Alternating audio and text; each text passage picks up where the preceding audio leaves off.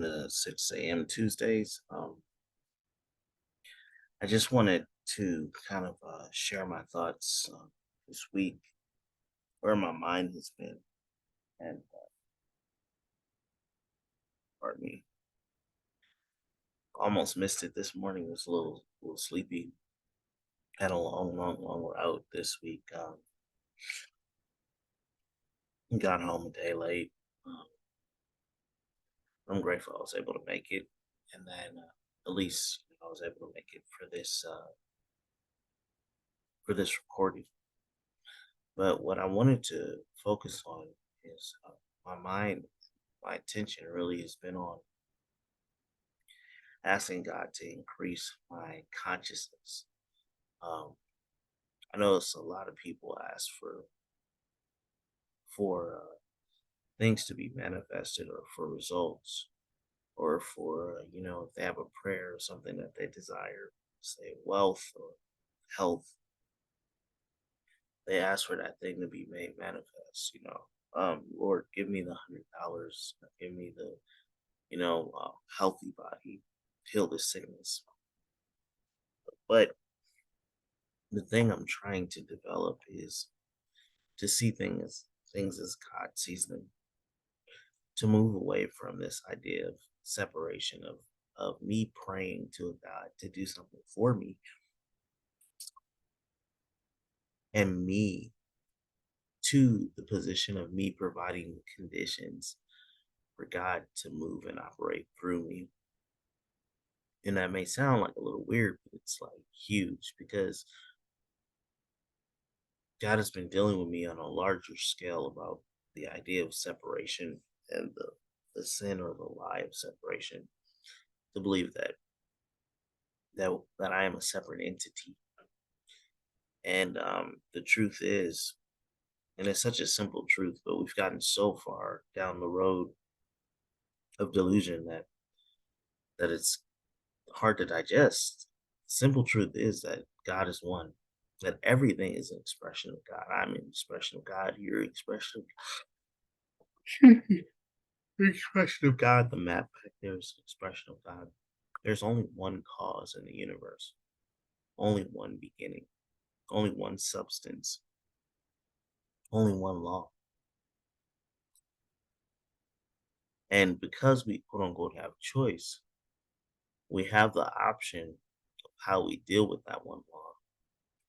We have the option of how we deal with that one cause. We're always creating, because that one cause is creating through us.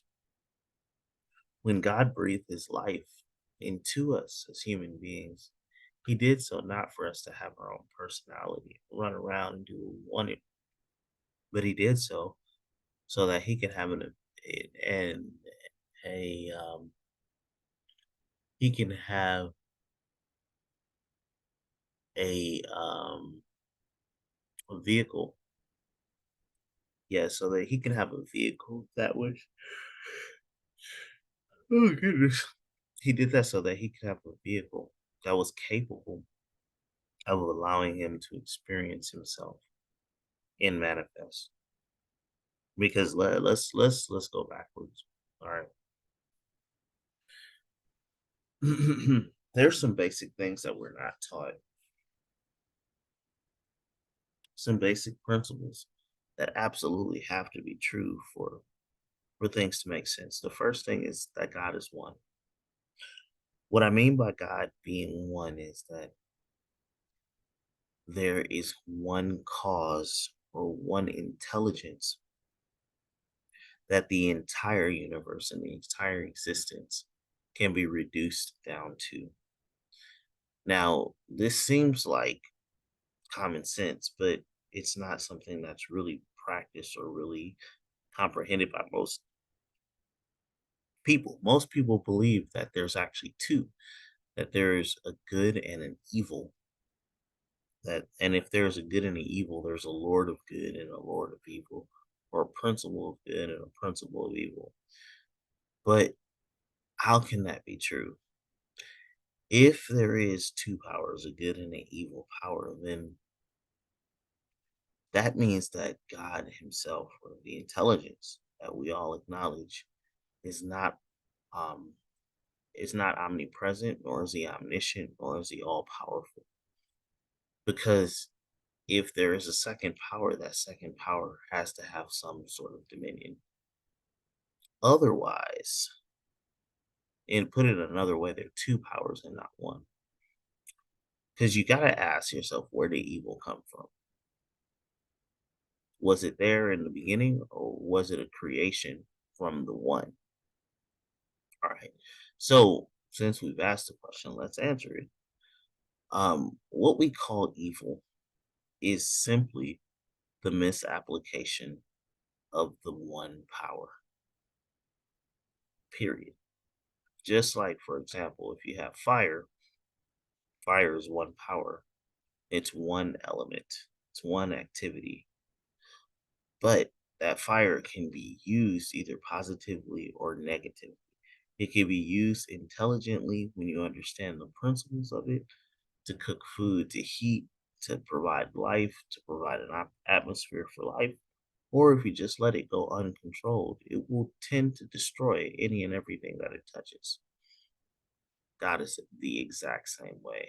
There's a profound intelligence within the universal power, but it's really important that we develop an understanding of how that power works. First of all, because there is only one power, the way that the power creates is very different from the way we imagine ourselves to create.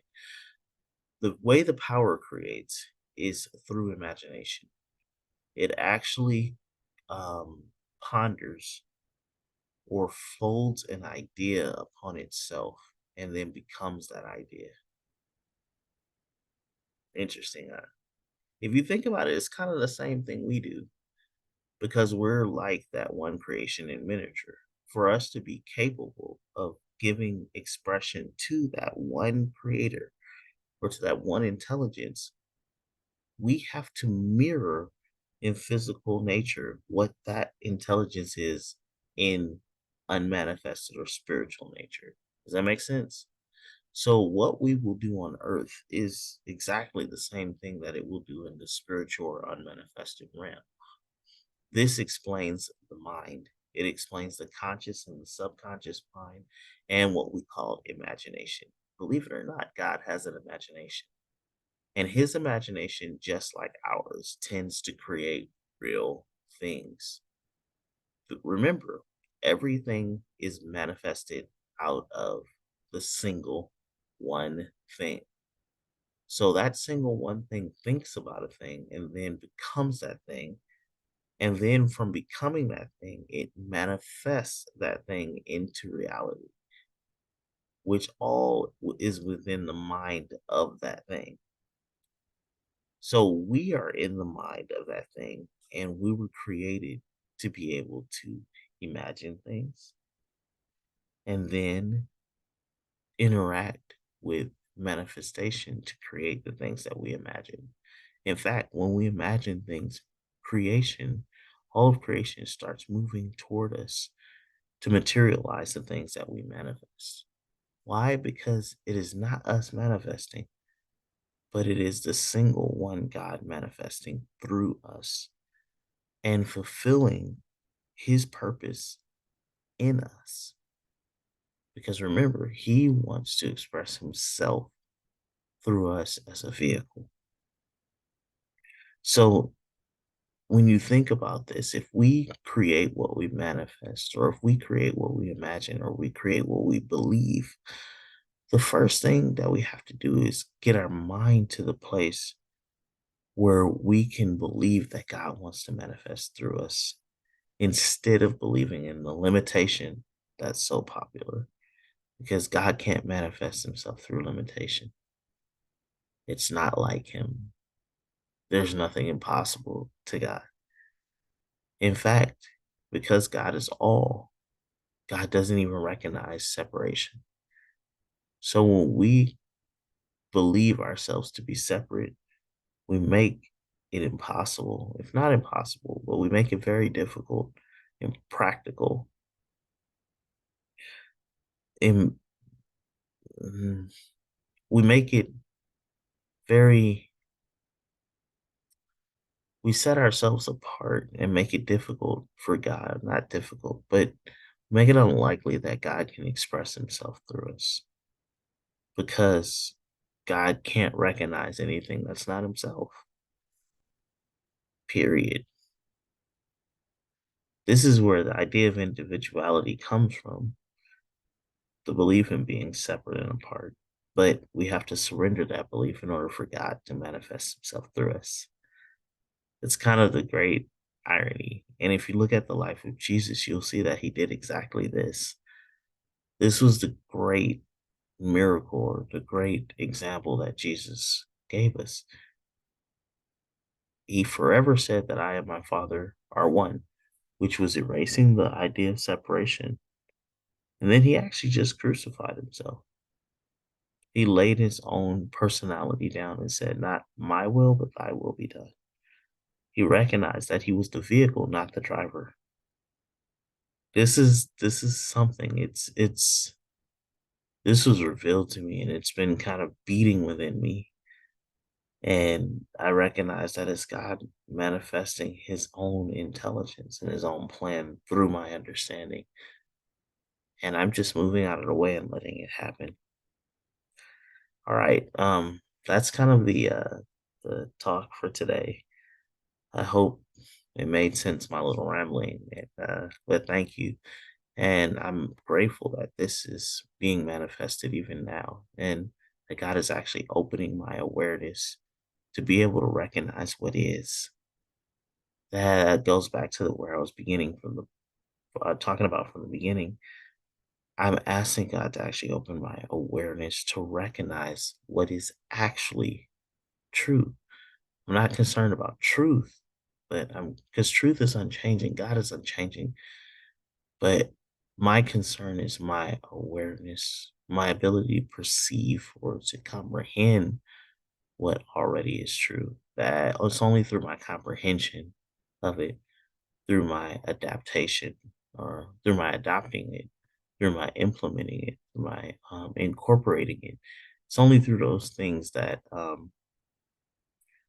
that my life becomes deeper and richer, and that I can personally manifest or allow God to manifest himself through me. All right. You guys have a good one. I'll see you next week.